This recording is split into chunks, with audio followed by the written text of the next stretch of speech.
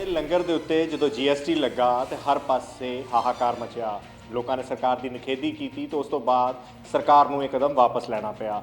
ਲੰਗਰ ਤੇ ਲੱਗਣ ਵਾਲੀ ਜਿਹੜੀ ਰਸਦ ਤੇ ਜੀਐਸਟੀ ਹੈ ਉਸ ਨੂੰ ਲੈ ਕੇ ਲੜਾਈ ਲੜੀ ਗਈ ਸੰਸਦ ਤੋਂ ਲੈ ਕੇ ਸੜਕ ਤੱਕ। ਮੇਰੇ ਨਾਲ ਇਸ ਵੇਲੇ ਹਰਸਿਮਰਤ ਕੌਰ ਬਾਦਲ ਨੇ, ਕਿਉਂਕਿ ਇਹਨਾਂ ਨੇ ਇਹ ਮੁੱਦਾ ਸੰਸਦ ਚੁੱਕਿਆ। ਉਸ ਤੋਂ ਬਾਅਦ ਸਰਕਾਰ ਨੇ ਇਸ ਮਾਮਲੇ ਦੇ ਕਦਮ ਚੱਕਦੇ ਹੋਇਆ ਜਿਹੜਾ ਲੰਗਰ ਦੀ ਰਸਦ ਤੇ ਜੀਐਸਟੀ ਸੀ ਉਹਨੂੰ ਮਾਫ ਕਰ ਦਿੱਤਾ। ਮੈਮ, ਕੇਂਦਰ ਸਰਕਾਰ ਨੇ ਜੀਐਸਟੀ ਮਾਫ ਕੀਤਾ। ਹੁਣ ਲੋਂਗੋਵਾਲ ਸਾਹਿਬ ਕਹਿ ਰਹੇ ਨੇ ਕਿ ਐਸਜੀਪੀਸੀ ਦਾ ਜਿਹੜਾ ਪੈਸਾ ਹੈ ਉਹ ਕੇਂਦਰ ਸਰਕਾਰ ਤੇ ਵਾਪਸ ਕਰ ਰਹੀ ਹੈ ਜੀਐਸਟੀ ਦਾ ਟੈਕਸ, ਲੇਕਿਨ ਸੂਬਾ ਸਰਕਾਰ ਨਹੀਂ ਕਰ ਰਹੀ। ਦੇਖੋ, ਬੜੀ ਦੁੱਖ ਦੀ ਗੱਲ ਹੈ ਤੇ ਸ਼ਰਮ ਦੀ ਵੀ ਗੱਲ ਹੈ ਕਿ 70 ਸਾਲ ਤੋਂ ਜਿਹੜੀ ਵੀ ਸਰਕਾਰਾਂ ਦੇਸ਼ ਵਿੱਚ ਸੀਗੀਆਂ, ਹਮੇਸ਼ਾ ਜਿਹੜਾ ਸੈਂਟਰ ਦਾ ਟੈਕਸ ਹੁੰਦਾ ਸੀ, ਜਿਹੜਾ ਇੱਕ ਤਰੀਕੇ ਤੋਂ ਹਿਡਨ ਟੈਕਸ ਹੁੰਦਾ ਸੀ, ਕਿਉਂਕਿ ਤੁਹਾਡੇ ਜੋ ਵੀ ਤੁਸੀਂ ਲੰਗਰ ਵਾਸਤੇ ਜਾਂ ਘਰ ਵਾਸਤੇ ਆਪਾਂ ਖਰੀਦਦੇ ਹਾਂ ਉਹਦੇ ਵਿੱਚ MRP ਹੁੰਦਾ ਸੀ, ਉਹਦੇ ਵਿੱਚ ਸੈਂਟਰ ਦਾ ਵੀ ਟੈਕਸ, ਸੈਂਟਰਲ ਟੈਕਸ ਉਹਦੇ ਵਿੱਚ ਇਨਕਲੂਡਡ ਹੁੰਦੇ ਸੀ, ਜਿਹੜੀ ਬਣਾਉਣ ਵਾਲੀ ਕੰਪਨੀ ਸੈਂਟਰ ਨੂੰ ਦਿੰਦੀ ਸੀ। ਲੇਕਿਨ ਜਦ ਮੋਦੀ ਜੀ ਨੇ ਸਟੇਟ ਤੇ ਸੈਂਟਰ ਸਾਰੇ ਟੈਕਸਸ ਹਟਾ ਕੇ ਇੱਕ GST ਕਰ ਦਿੱਤਾ, ਉਹਦੇ ਬਾਅਦ ਕਾਂਗਰਸ ਸਰਕਾਰ ਨੇ ਪੰਜਾਬ 'ਚ ਪੂਰਾ ਰੌਲਾ ਪਾਤਾ ਕਿ ਸੈਂਟਰ ਨੇ ਗੁਰਦੁਆਰਿਆਂ ਦੇ ਉੱਤੇ ਟੈਕਸ ਲਾਤਾ, ਜਜ਼ੀਆ ਟੈਕਸ, ਕਈ ਚੀਜ਼ਾਂ ਇਹੋ ਜਿਹੀ ਕਹੀਆਂ ਤੇ ਜਿਹੜੀ ਬਿਲਕੁਲ ਬੇਬੁਨਿਆਦ ਤੇ ਝੂਠੀਆਂ ਸੀਗੀਆਂ। ਇਹ ਹਮੇਸ਼ਾ ਹੀ ਇਹ ਟੈਕਸ ਦਿੱਤਾ ਜਾ ਰਿਹਾ ਸੀ। ਸਿਰਫ ਜਿਹੜਾ ਵੈਟ ਸਟੇਟ ਦਾ ਹਿੱਸਾ ਹੁੰਦਾ ਸੀ ਉਹ ਬਾਦਲ ਸਾਹਿਬ ਨੇ ਧਾਰਮਿਕ ਸਥਾਨਾਂ ਨੂੰ ਮਾਫ ਕਰ ਦਿੱਤਾ ਸੀਗਾ। ਸੋ ਇਹ ਹਮੇਸ਼ਾ ਮਾਫ ਹੀ ਪੰਜਾਬ ਸਰਕਾਰ ਨੇ ਆਪਣੇ ਗੁਰਦੁਆਰਿਆਂ ਤੇ ਆਪਣੇ ਮੰਦਿਰਾਂ ਨੂੰ ਕੀਤਾ ਸੀ। ਸੈਂਟਰ ਤਾਂ ਜਿਹੜੀ ਵੀ ਸੀ ਉਹ ਹਮੇਸ਼ਾ ਲਗਾਈ ਰਹੀ ਸੀ। ਲੇਕਿਨ ਇਹਨਾਂ ਨੇ ਲੋਕਾਂ ਦੇ ਵਿੱਚ ਇਹੋ ਜਿਹਾ ਪ੍ਰਚਾਰ ਕਰਨੇ 'ਚ, ਜਿਵੇਂ ਜਿਹੋ ਜਿਹੇ ਢੋਂਗੀ ਨੇ ਝੂਠ ਮਾਰਨ 'ਚ ਇਹੋ ਜਿਹਾ ਪ੍ਰਚਾਰ ਕਰਤਾ ਕਿ ਕੇਂਦਰ 'ਚ ਬੈਠੀ ਹੈ ਤੇ ਇਹਨੇ ਟੈਕਸ ਲਗਵਾਤਾ ਲੰਗਰਾਂ 'ਚ। ਐਨੀਵੇ, ਜਦ ਮੈਂ ਪ੍ਰਧਾਨ ਮੰਤਰੀ ਜੀ ਨੂੰ ਇਹ ਗੱਲ ਦੱਸੀ ਤੇ ਉਹਨਾਂ ਨੂੰ ਬੇਨਤੀ ਕੀਤੀ ਕਿ ਭਾਵੇਂ ਦੂਜਿਆਂ ਨੇ ਲਾਇਆ ਸੀ, ਅਸੀਂ ਇਹਨੂੰ ਮਾਫ ਕਰ ਦਈਏ। ਮੈਂ ਉਹਨਾਂ ਦਾ ਸ਼ੁਕਰਾਨਾ ਕਰਦੀ ਹਾਂ ਕਿ ਭਾਵੇਂ ਪਹਿਲੇ ਕਦੇ ਪ੍ਰਥਾ ਨਹੀਂ ਸੀ, ਲੇਕਿਨ ਖਾਸ ਸ਼੍ਰੋਮਣੀ ਅਕਾਲੀ ਦਲ ਦੇ ਉਹਨਾਂ ਦੇ ਮੰਗ ਤੇ ਉਹਨਾਂ ਨੇ ਸੇਵਾ ਭੋਜ ਯੋਜਨਾ ਇੱਕ ਸਕੀਮ ਬਣਾਈ ਤੇ ਉਹ ਸਕੀਮ ਦੇ ਤਹਿਤ ਭਾਵੇਂ ਕੋਈ ਗੁਰਦੁਆਰਾ ਹੋਏ, ਕੋਈ ਮੰਦਿਰ ਹੋ, ਕੋਈ ਮਸਜਿਦ ਹੋ, ਜੋ ਵੀ ਲੋਕਾਂ ਨੂੰ ਮੁਫਤ ਰੋਟੀ ਖਵਾਉਣ ਦਾ ਕੰਮ ਕਰਦੇ ਨੇ, ਉਹਨਾਂ ਸਾਰਿਆਂ ਦਾ ਟੈਕਸ ਲੰਗਰ ਦੇ ਉੱਤੇ ਮਾਫ ਕਰਨ ਦਾ ਬਹੁਤ ਇਤਿਹਾਸਿਕ ਫੈਸਲਾ ਕੀਤਾ। ਮੈਂ ਇਸ ਗੱਲ ਦਾ ਵੀ ਧੰਨਵਾਦ ਕਰਦੀ ਹਾਂ ਕਿ ਜਦੋਂ ਤੋਂ ਇਹ ਸਕੀਮ ਲਾਗੂ ਹੋਈ, SGPC ਨੇ ਆਪਣੇ GST ਵਾਸਤੇ ਜਿਹੜਾ ਵੀ ਫਾਈਲ ਕੀਤਾ, ਤਕਰੀਬਨ 1 ਕਰੋੜ 40 ਲੱਖ ਰੁਪਏ ਸੈਂਟਰਲ ਜੋ ਟੈਕਸ ਹੁੰਦਾ ਸੀ ਉਹ ਵਾਪਸ ਕਰ ਦਿੱਤਾ ਗਿਆ ਹੈ।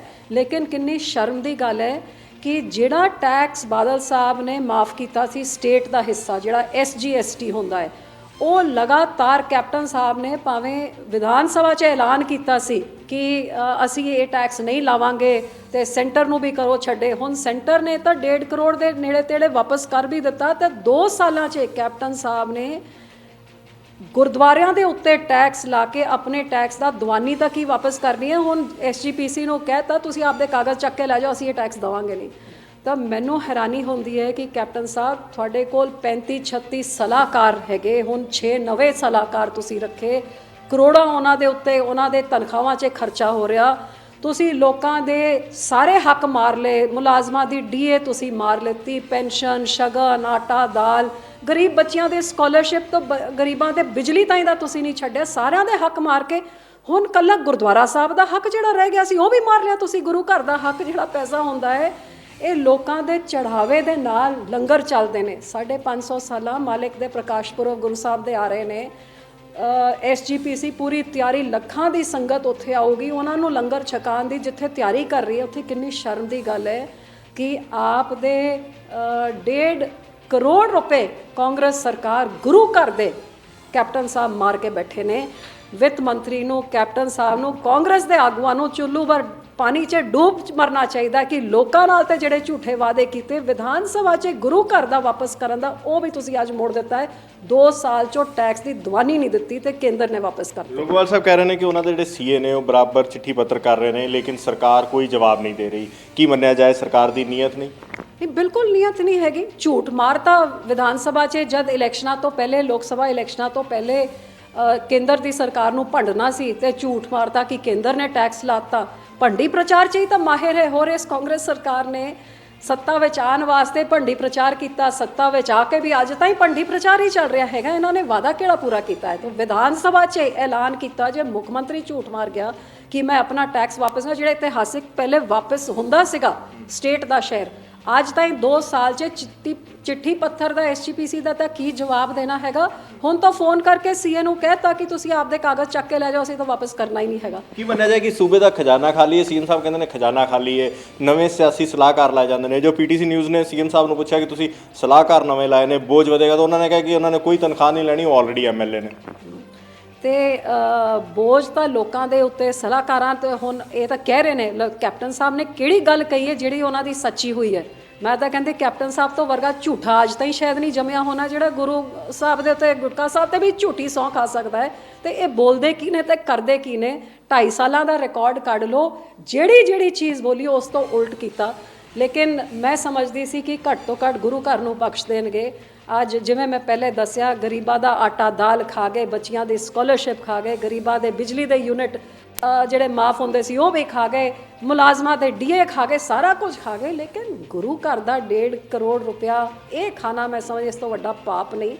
ਉਮੀਦ ਕਰਦੀ ਹਾਂ ਭੰਡੀ ਪ੍ਰਚਾਰ ਕਰਨ ਵਾਲੇ ਥੋੜ੍ਹੇ ਆਪਣੇ ਅੰਦਰ ਵੀ ਝਾਤੀ ਮਾਰ ਕੇ ਦੇਖਣ। ਜਿੱਥੇ ਦੂਜਿਆਂ ਦੇ ਉੱਤੇ ਉਂਗਲੀ ਤੁਸੀਂ ਚੱਕਦੇ ਹੋ, ਅੱਜ ਗੁਰੂ ਸਾਹਿਬ ਦੇ 550 ਸਾਲੇ ਦਿਹਾੜੇ ਨੂੰ ਦੇਖਦੇ ਹੋ। ਆਪਣਾ ਹੱਕ, ਆਪਣਾ ਹਿੱਸਾ ਟੈਕਸ ਦਾ, ਗੁਰੂ ਘਰ ਦਾ ਜਿਹੜਾ ਹੈ, ਉਹ ਤੋਂ ਘੱਟ ਕੈਪਟਨ ਸਾਹਿਬ ਵਾਪਸ ਕਰ ਦਿਓ। ਹੋਰ ਤਾਂ ਤੁਸੀਂ ਕੀ ਕਰਨਾ? ਕੀ ਸੀਐਮ ਸਾਹਿਬ ਨੂੰ ਚਿੱਠੀ ਲਿਖੋਗੇ ਇਸ ਮੁਤਲਕ? ਕੀ ਸ਼੍ਰੋਮਣੀ ਅਕਾਲੀ ਦਲ ਦਾ ਕੋਈ ਵਫਦ ਮੁਲਾਕਾਤ ਕਰੇਗਾ ਉਹਨਾਂ ਨਾਲ? ਇਹ ਮੇਰਾ ਖਿਆਲ ਐਸਜੀਪੀਸੀ ਇਸ ਮੁੱਦੇ ਨੂੰ ਉਹਨਾਂ ਨੂੰ ਚੱਕਣਾ ਚਾਹੀਦਾ ਜਿਨ੍ਹਾਂ ਆਪਣੇ ਐਸਜੀਪੀਸੀ ਦੇ ਮੈਂਬਰ ਨੇ। ਲੌਂਗੋਵਾਲ ਸਾਹਿਬ ਹੈ, ਇੱਕ ਤਾਲਮੇਲ ਕਮੇਟੀ ਬੈਠੀ ਹੈ, ਉਸ ਕਮੇਟੀ ਦੇ ਜਿਹੜੇ ਮੈਂਬਰ ਨੇ, ਉਹ ਮੇਰਾ ਫਰਜ਼ ਤਾਂ ਨਹੀਂ ਬਣਦਾ। ਮੇਰਾ ਫਰਜ਼ ਸੀਗਾ ਕਿ ਕੇਂਦਰ ਤੋਂ ਮੈਂ ਮਾਫ ਕਰਾਵਾਂ, ਲਗਾਤਾਰ ਮਾਫ ਕਰਾ ਕੇ ਇਤਿਹਾਸਿਕ ਨਵੀਂ ਸਕੀਮ ਲਾਗੂ ਕਰਕੇ 140 ਕਰੋੜ ਦੇ ਨੇੜੇ ਤੇੜੇ ਹਰ ਜਦੋਂ ਵੀ ਇੰਸਟਾਲਮੈਂਟ ਡਿਊ ਹੁੰਦੀ ਹੈ ਮੈਂ ਇੱਥੇ ਫੋਲੋ ਅਪ ਕਰਦੀ ਹਾਂ।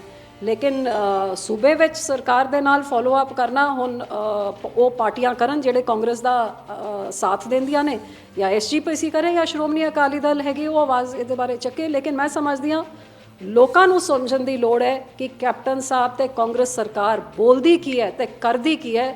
ਲੋਕਾਂ ਦਾ ਤਾਂ ਹੱਕ ਮਾਰ ਰਹੀ ਹੈ, ਉਹ ਤਾਂ ਦੇਖ ਰਹੀ ਸੀ। ਲੇਕਿਨ ਗੁਰੂ ਘਰ ਦਾ ਹੱਕ ਜਿਹੜੇ ਮਾਰ ਰਹੇ ਨੇ, ਉਹ ਗੁਰੂ ਦੀ ਗੱਲ ਕਿਹੜੇ ਮੂੰਹ ਦੇ ਨਾਲ ਕਰਦੇ ਨੇ?